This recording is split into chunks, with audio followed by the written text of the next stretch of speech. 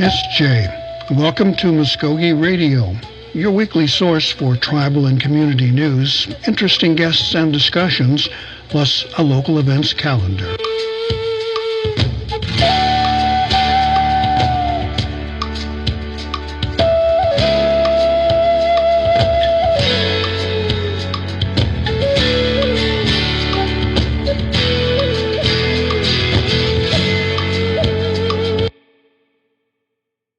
SJ, Stongo, Gary Fife, Jalo Jeff Geddos, Mvskoke Radio, Mabu Hedjidawedskis. We have our usual confusion and craziness going on here with our programming. Our first guest, their number is not working all of a sudden, so we're going to have to do some scrambling here to come up with an alternate there to see if we can't talk.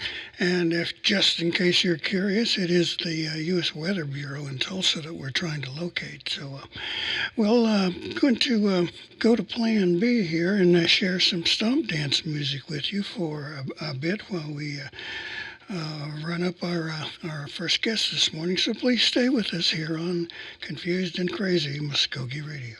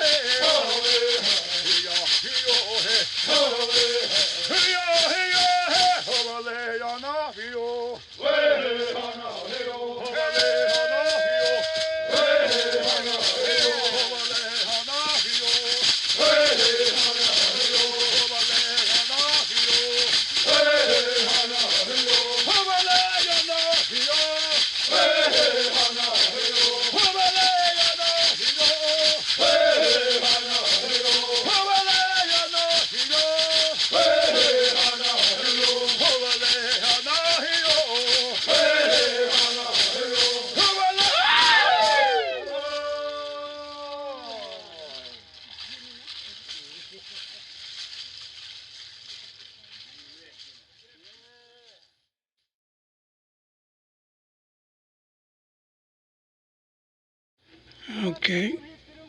We hope that you have enjoyed that bit of Muskogee culture there. We have had some trouble here getting a hold of our first guest, so we're going to try that on another program. But I guess the Weather Bureau can say pretty much one thing right now. It's hot.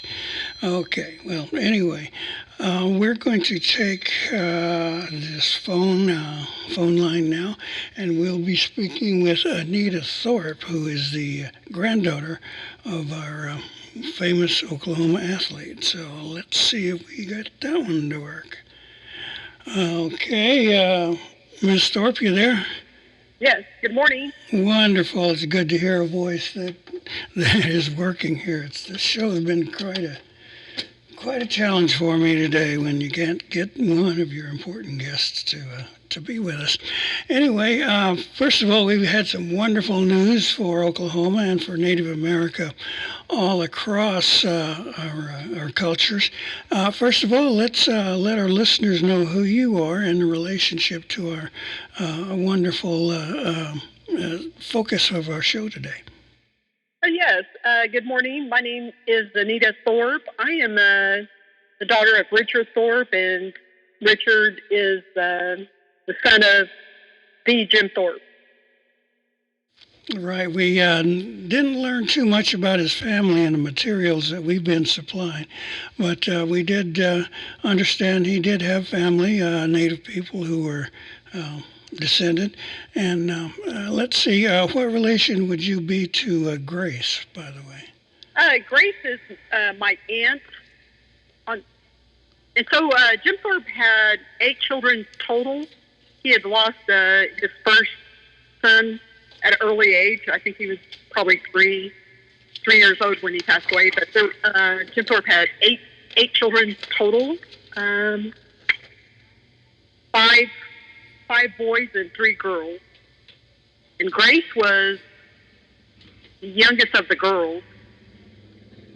And now, the reason I mentioned Grace is because I had the privilege of crossing trails with her several times during the course of my journalistic career, and we sat and talked and shared some information about the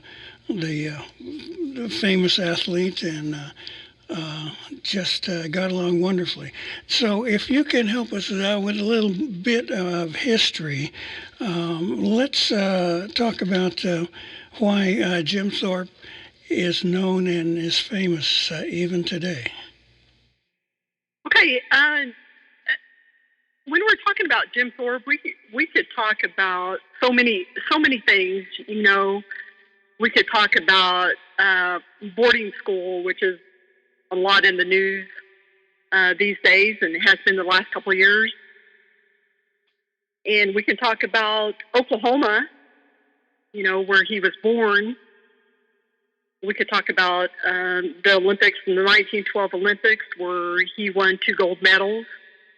And we can talk about after the Olympics, where he went on, you know, to play football and baseball, and was an actor out in Hollywood, and did numerous movies there. And he was an activist for, you know, the Western movies where they had portrayed natives maybe not in the best light. So he was a activist for natives in Hollywood. So there's so much to talk about Jim Thorpe, and he is appealing. He appeals to so many different athletes, natives. Let's talk. Excuse me. We can go on and on.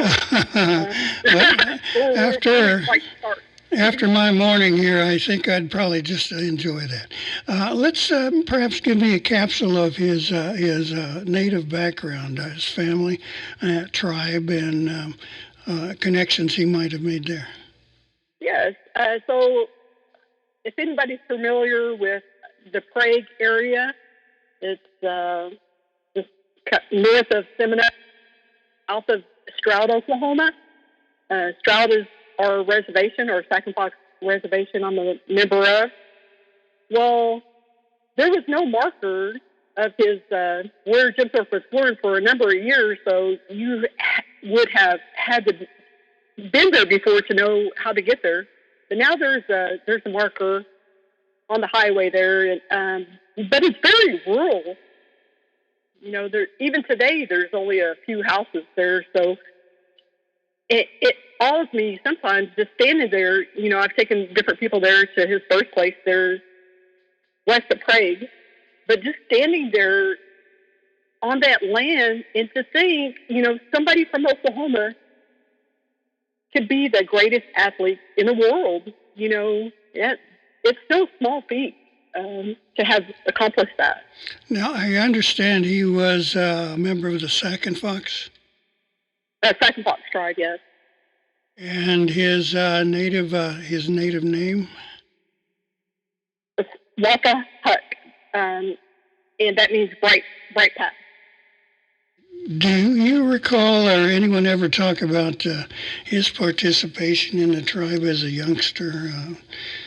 Indian kids, always take part in different things. I'm just kind of curious about anything he might have participated in. Well, being a young native boy growing up in Prague, it was a time where there were no vehicles, so everybody got around by horse and carts or walking. So it made it very difficult, and it's just hard to imagine these days. A trip into Shawnee from Prague, or a trip from the outskirts of Prague into town was no small feat. Native Americans, as Mvskoke tribe knows that games, sports is very important to most tribal members, and games are used when there's not war as a means to prepare for war. So Jim, growing up, he loved to hunt. He loved to wrestle with other boys around where he grew up. He loved to fish. He loved to ride horseback. I think that's what a lot of young boys did. A lot of second box boys or native boys.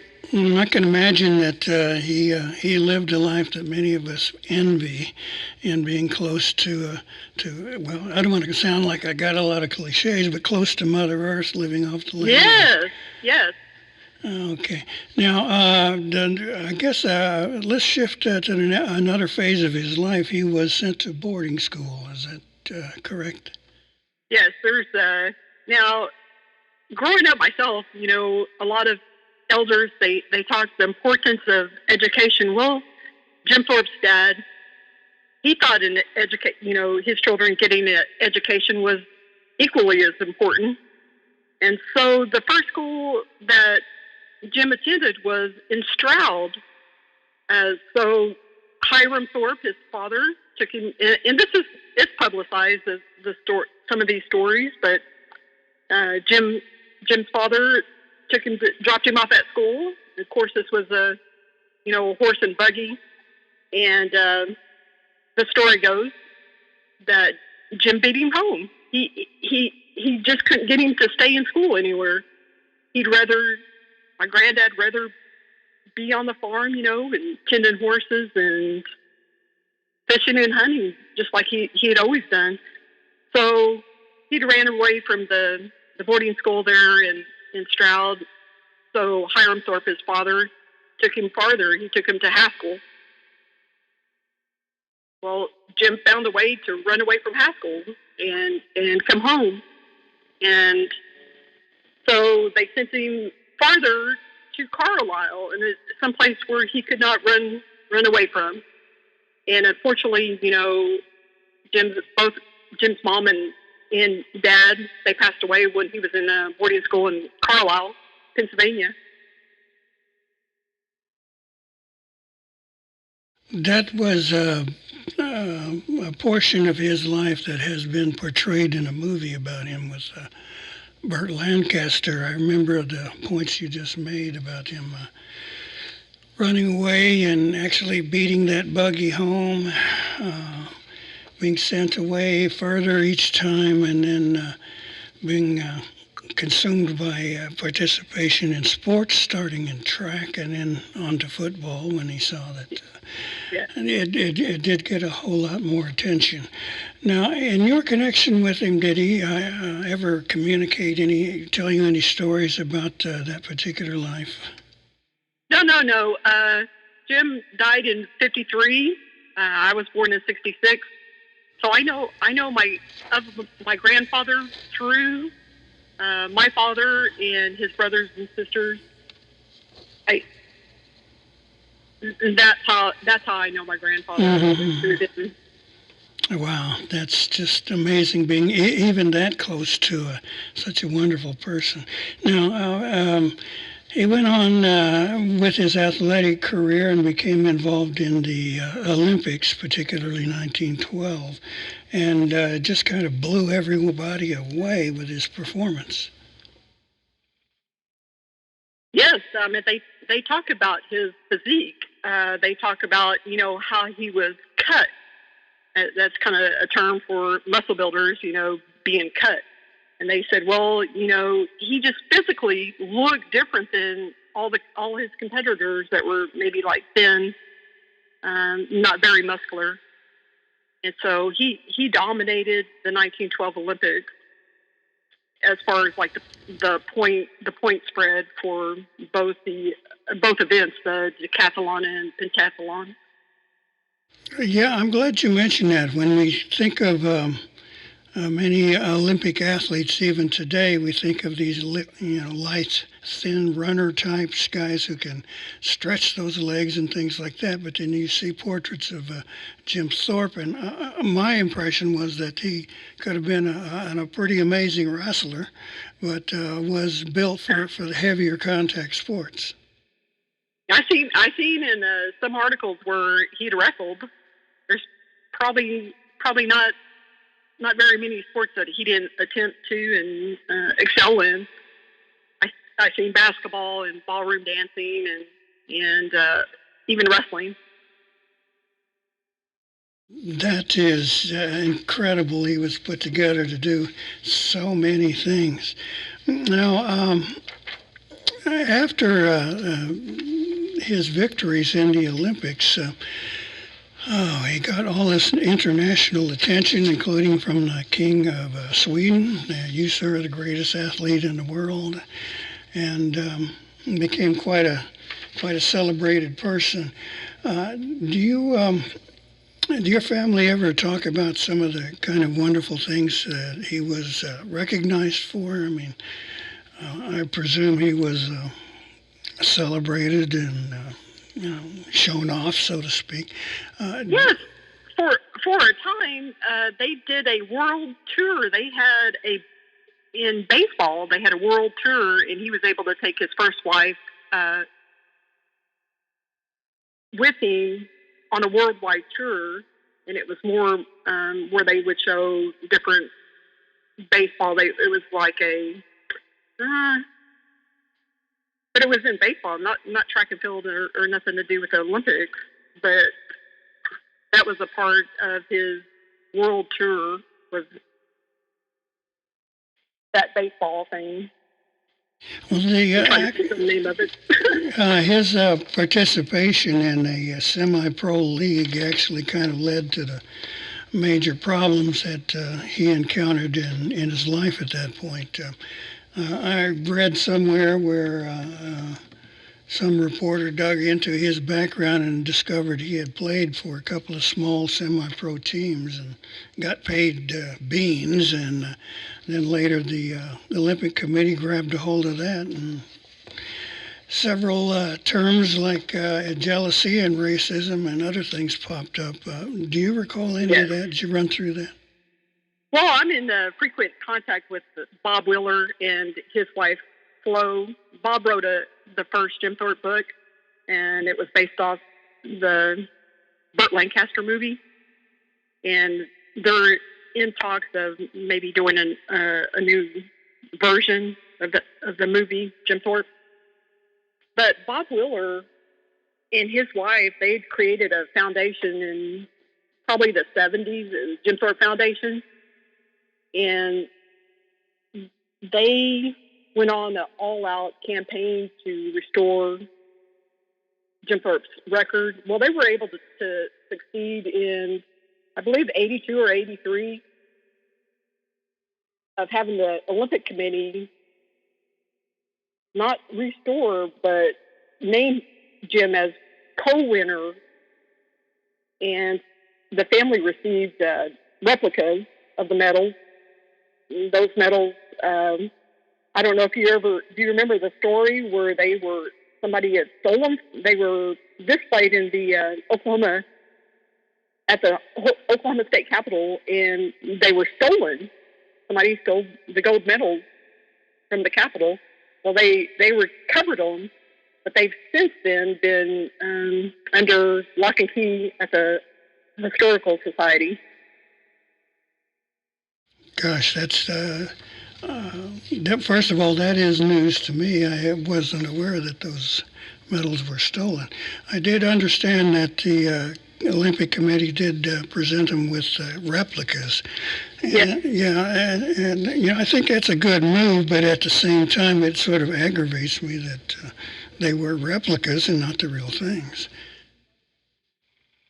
Yeah, Bob told me the story about the replicas even just the other day when we were talking about the gold medals, because people were saying, well, when is he going to get the original gold medals back? Well, the original gold medals today, one of the gold medals are in Sweden, and the other one is in Norway. And so in 82, the Jim Thorpe Foundation, along with the Olympic Committee, they were able to find the mold to the original, and that's where the replicas come. It might be interesting if we contacted the governments of those countries and asked them if they might want to swap and say, hey, take the replicas and give us back the originals. Yes, and I've seen that on social media. That well, where are the originals, and why? When are they going to give those originals back? So it's good that we're talking today, because each time I have a conversation with somebody, there's, something else comes to light. And I would have never thought of, trying to get the originals back. Well, the two runner-up, they didn't want the gold medal back in 1913 when they said, well, okay, here, take these. But both of those fellows, they said, no, we're not going to take them. We didn't earn them. We didn't win. Jim Thorpe did. So they refused. They refused to take the medal back in 1913. I heard a story like that when I was in high school. One of my buddies said his family were friends with this guy who had been in those Olympic Games in 1912, and said that, oh yeah, I was there. I got the silver medal, and that's quite an achievement, I imagine. But curiosity got a hold of this guy who was telling the story, and he says, well, you got the silver medal, and that's kind of nice. Who won? Who got the gold medal? And that old boy says, Jim Thorpe. And when I heard that, it struck me. It's like, oh my God, can you imagine saying I came in second to Jim Thorpe? And I was amazed at the impact it had on me, even to this day, even as a kid. And I'm thinking, my God, that man's name and legacy still is so powerful. Yes, and I believe that's my only mission as his granddaughter, is to keep his name alive and keep his legacy alive and well. Keep that name out there, so possibly some youth will hear the story and be inspired. His name and legacy is one of the treasures that Oklahoma often talks about when they're kind of showing off and being proud of the state. And in spite of a love-hate relationship between Native American people and many people in Oklahoma, it seems to transcend all of those problems now these days. And people express this feeling of pride when they hear his name and the story and reminded of his achievements. Yes, I agree with you there. Yeah, because I mean, Jim Thorpe's story is one for athletes. It's one for people that root for the underdog. It's like I said, it's a Native story. It's a U.S. story. It's a United States story. It just transcends, like you said, so many different people. Has your family been aware of that kind of recognition and I guess the change in attitude Oklahomans had about Native people? I mean, you mentioned Jim Thorpe, and everyone has this sense of pride. And now, has that been expressed to you, to yourself or your family or others who bear the Thorpe name? Yes, I mean, having grown up in Shawnee, in Oklahoma, as a Thorpe, I've been a Thorpe my whole life, and from an early age, I felt the sense of pride. When people would say, "Oh, you're Jim Thorpe's granddaughter," very seldom did anybody speak negatively, or uh, everybody had very good things to say. And I've always been proud of my family history.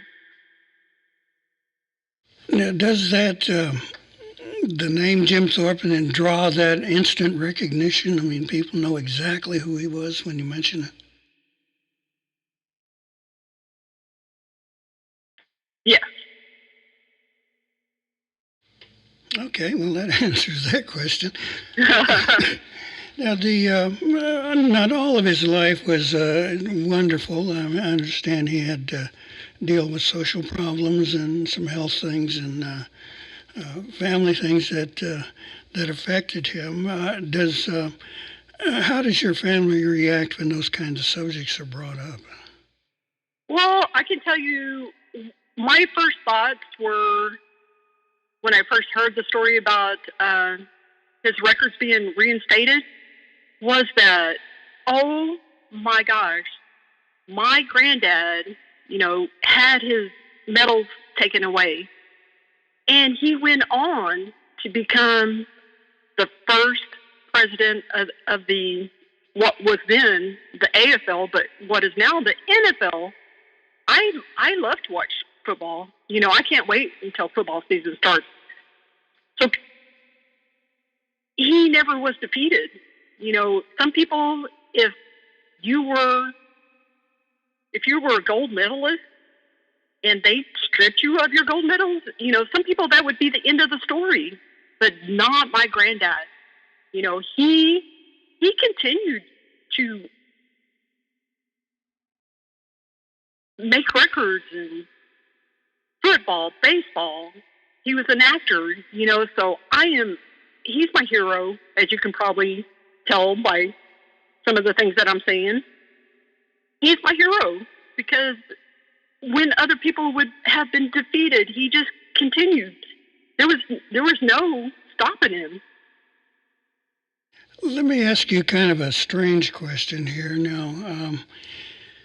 In records and annals of sports history, Jackie Robinson is many times cited as the man who broke the color barrier.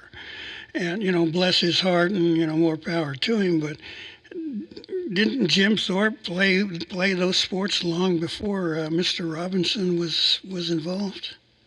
Yes. Well,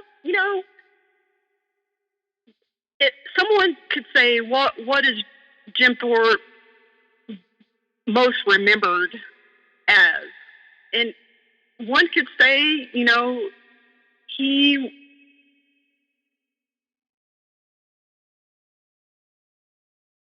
I don't I don't know how to say it. Well, let me put it. I don't really have the words for it, but as far as the racism that took place, and the stripping of his medals. Well, yes. It was there. So to answer your question, yes, there was a lot being done before Jackie Robinson. Not to say that what he did was equally as inspiring. Right. But that does answer my question. I was always curious about that. And I can imagine as an American Indian in that time and place, he was pointed out as being non-white and that kind of thing. And breaking a color barrier, I think, is part of what he should be credited with for his achievements there.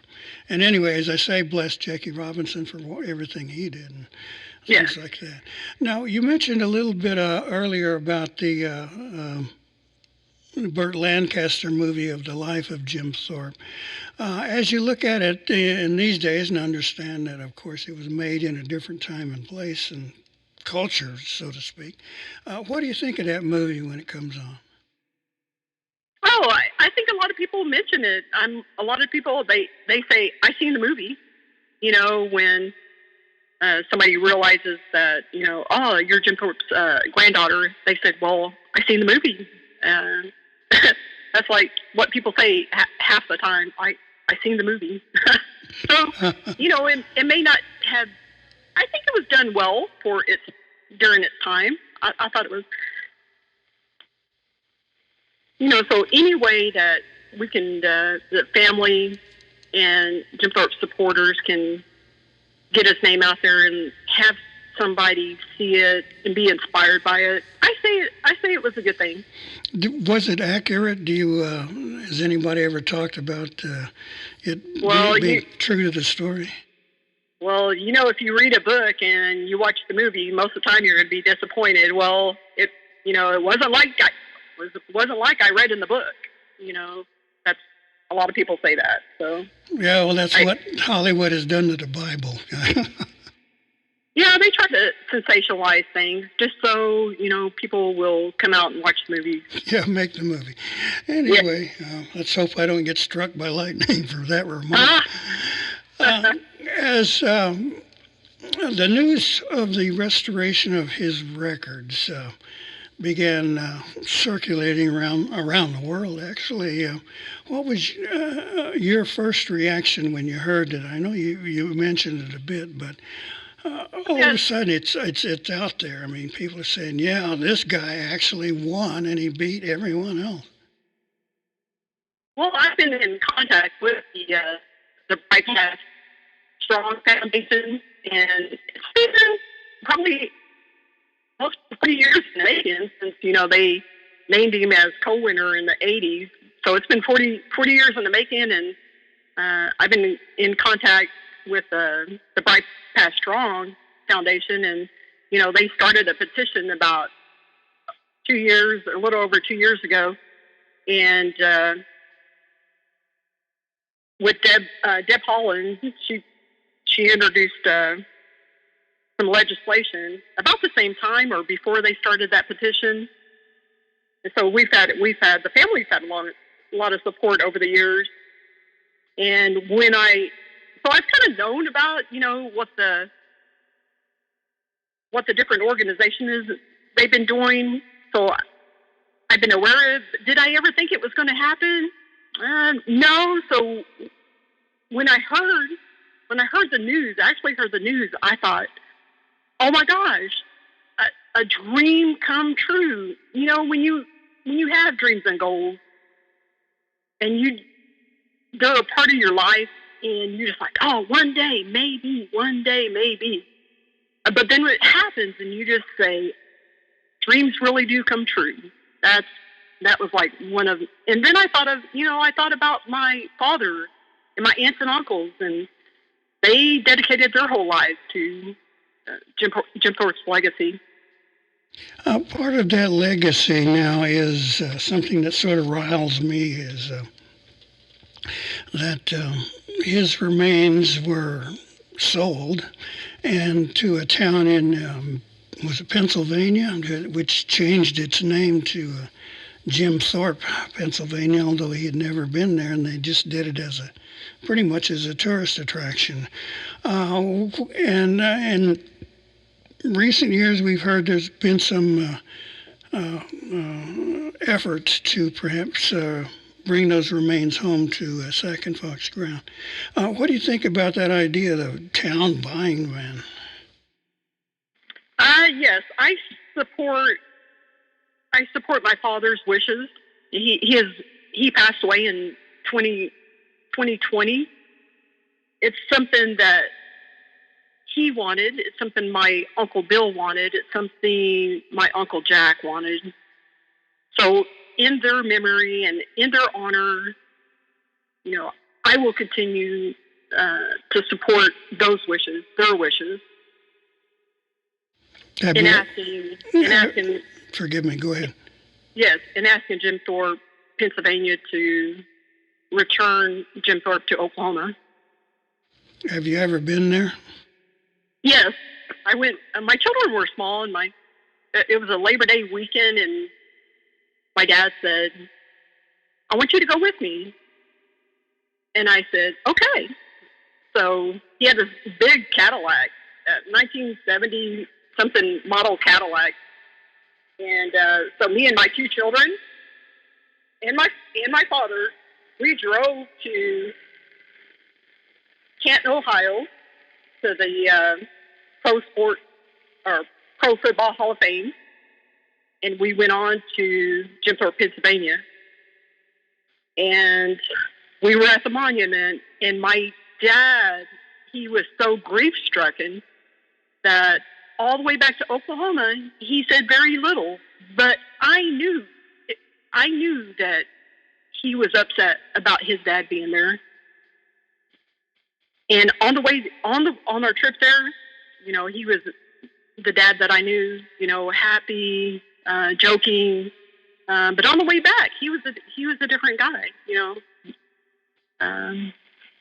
almost depressed. So yeah, I would say he was, yes. Yes. So I know by watching him that I should honor what him and my uncles wanted, and that is to have Jim Thorpe return to Oklahoma. Did anyone in Jim Thorpe come talk to you or want to know who you were, anything like that? No, I don't remember. We stopped in town at a few places and had lunch, but I don't think they knew we had scheduled a trip there. I don't think my dad wanted anybody to know he was coming to visit. Right, that would be rather upsetting. Now that these changes have been made, does this give you new energy? And how do you think maybe the state of Oklahoma should mark this occasion? Some type of celebration. I know I talked to the business committee from my tribe, Sac Fox Nation, and they're wanting to celebrate in the fall. They wanted to maybe display the medals, and I checked into that, and the medals will be at the National Archives until 2024. So the nations will have to wait a little bit. They're going to be out on loan for a while. And should the state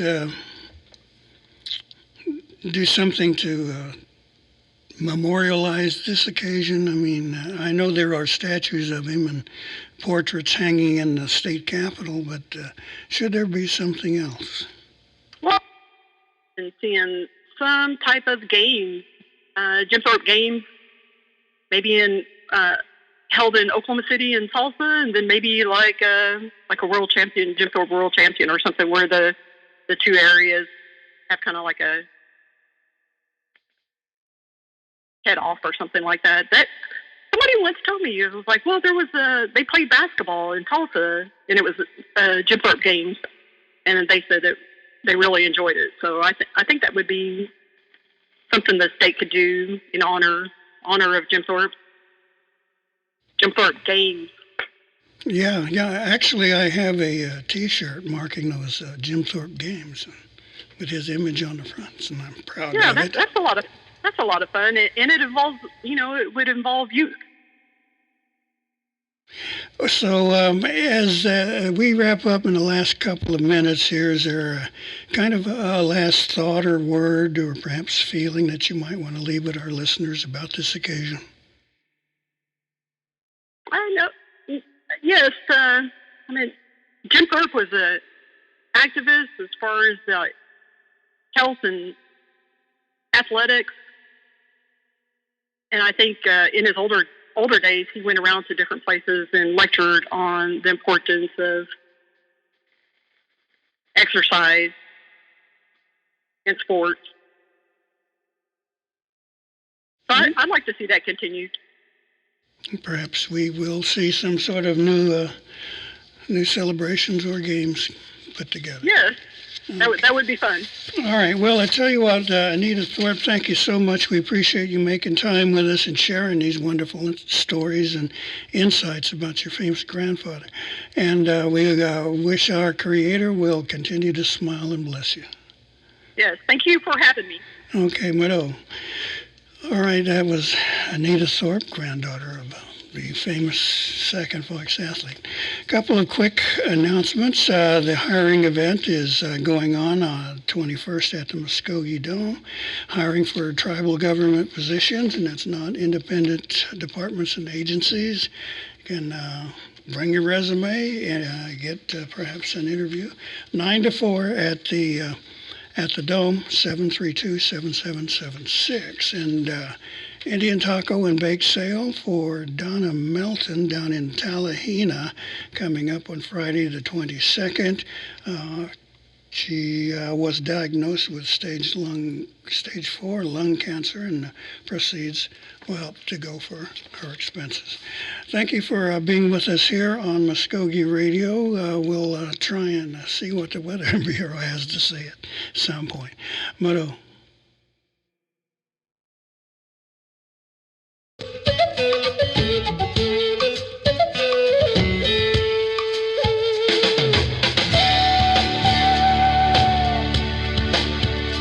You've been listening to Mvskoke Radio. Join us again next week for more local, tribal, and community news and updates. Mado.